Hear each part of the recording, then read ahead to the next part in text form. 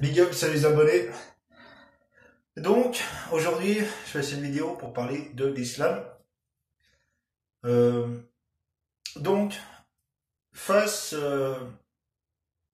après ce qu'on a entendu, ce qui s'est passé à la préfecture de police, que un agent qui se serait converti à l'islam se serait radicalisé et a fini par tuer quatre de ses coéquipiers à l'arme blanche, puis finalement il s'est fait abattre. Donc, qui tue par l'épée périra par l'épée.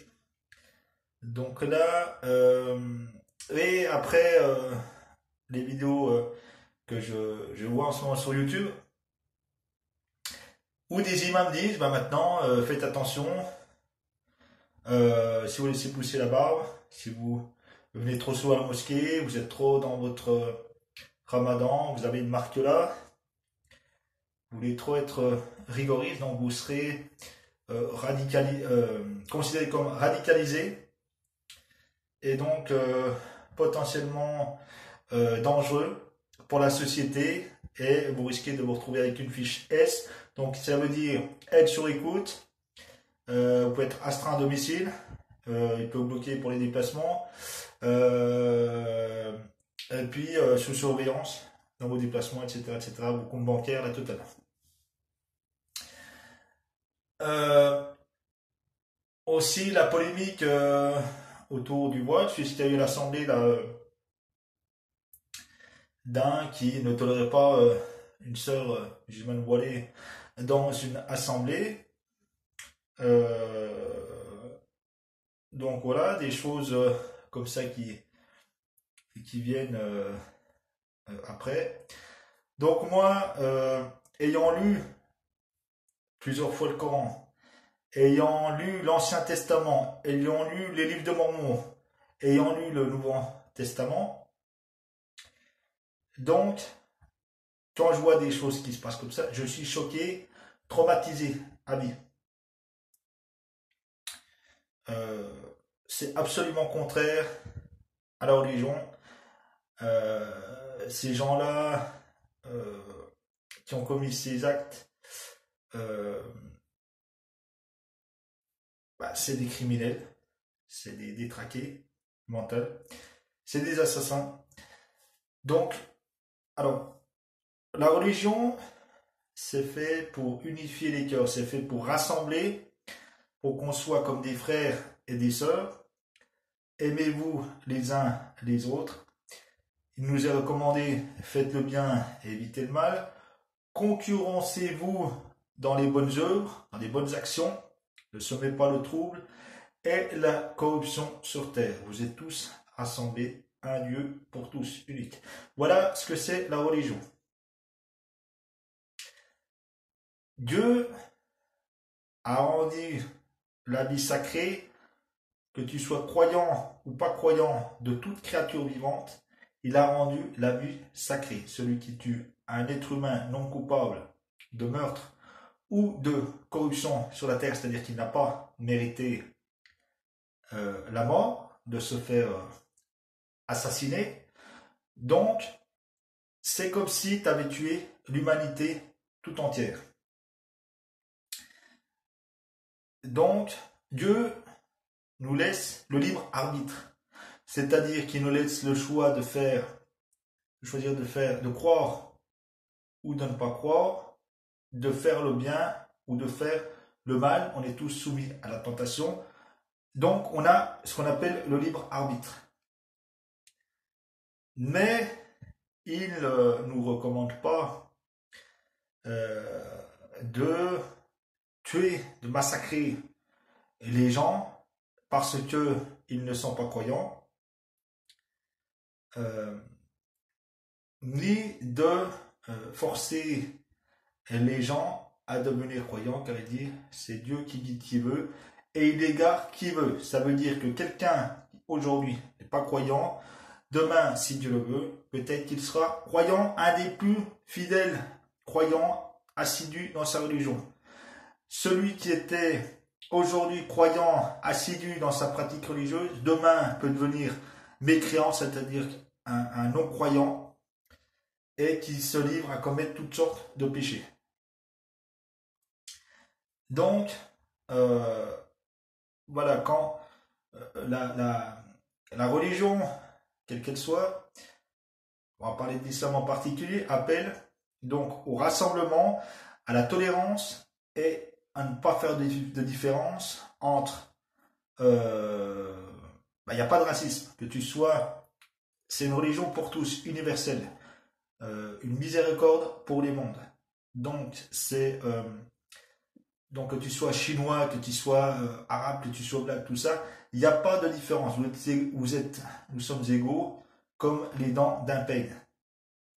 C'est-à-dire que voilà, il n'y a pas de toi tu es supérieur à l'autre, si ce n'est ton rang social, mais autrement, voilà, il n'y a pas de différence.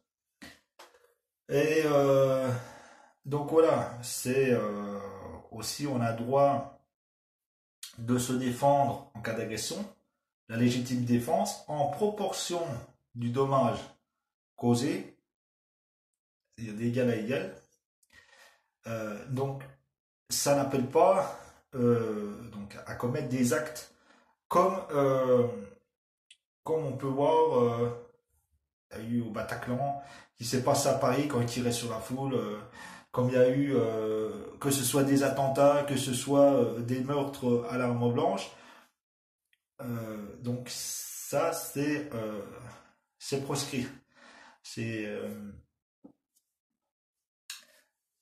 donc quand on parle de djihad, il y a le djihad el-nefs. Et djihad, ça veut dire quoi? Ça veut pas dire guerre, ça veut dire effort. Donc il y a déjà le djihad el-nefs, c'est-à-dire l'effort contre soi-même, c'est-à-dire combattre son alter ego, tous ces défauts, que tu sois, par exemple, tu es quelqu'un d'orgueilleux, de pervers, de jaloux, d'avare, de menteur, etc. Donc tu combats tes défauts, par la méditation, tout ça, pour devenir quelqu'un de meilleur, pour effacer, enlever tous tes défauts et devenir quelqu'un de meilleur. Ça, c'est le combat contre soi-même. Ensuite, tu as le djihad fisabilillah, par exemple, je donne de l'argent pour nourrir les pauvres ou je vais travailler bénévolement dans une association pour nourrir les pauvres. Toutes les bonnes actions comme ça, ou je m'engage dans l'armée, ou, ou alors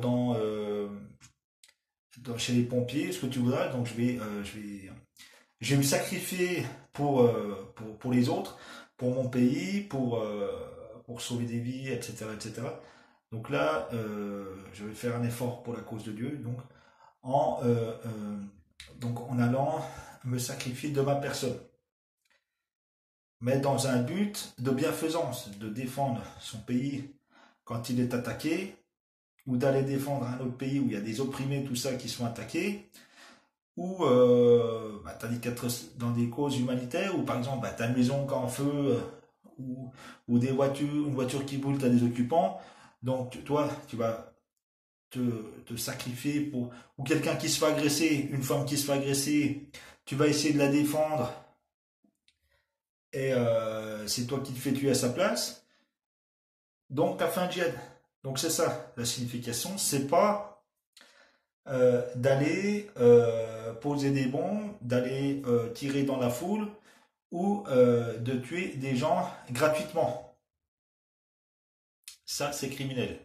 L'islam interdit de couper les arbres, de combattre comme par le feu, parce qu'il y a que Dieu qui châtira par le feu ceux qui en ont fait. Le poison, donc t'as pas le droit d'empoisonner les gens. Donc le meurtre est interdit. Et les massacres. T'as pas le droit de tuer ni les femmes, ni les enfants, ni les vieillards. Et les armes de destruction massive, par exemple, prenons le cas d'une bombe atomique. J'ai une bombe atomique, comme il y a dans la majeure combinaison aux États-Unis et tout. Ça but dissuasif, c'est pour dire attendez, si vous nous attaquez, nous on a la bombe atomique, on fait tout péter.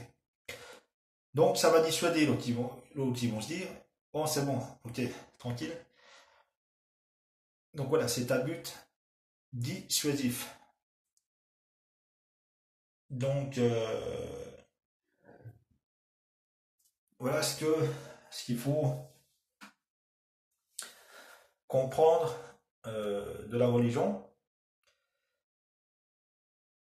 Donc c'est fait, donc je rappelle, pour unifier et non diviser, rassembler. Donc ça prône la paix et la justice, l'amour du prochain, la tolérance, la compassion. Et donc voilà, moi je, je rejette tout, tous ces actes qu'ils ont pu commettre, ces assassins, donc qui pour moi ne font pas partie ne sont pas des croyants, ne sont pas des croyants. Après,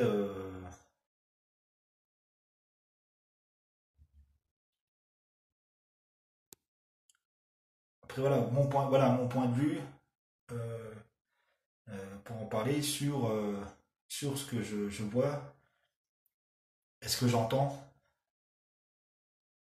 euh, de ce qui se passe dans le monde. Après, c'est vrai qu'il faut être maintenant plus prudent dans sa pratique parce que tu as vite fait de te retrouver, tu te convertis à l'islam, par exemple, tu vas à la mosquée, tu te laisses pousser la barbe parce que c'est sunna, tu fais ton ramadan, tout ça, tu vas vouloir pratiquer comme il se doit ta religion, tu auras un changement de comportement. Tu, par exemple, si tu te mets à plus serrer la main aux femmes, etc., ou leur faire la bise, tous des trucs comme ça qui vont être jugés bah, radicalisés. Donc apparemment, si donc tu te mets à vouloir pratiquer euh, correctement, assidûment ta religion, donc tu as vite fait de te retrouver avec une fichesse et tu peux même avoir des problèmes.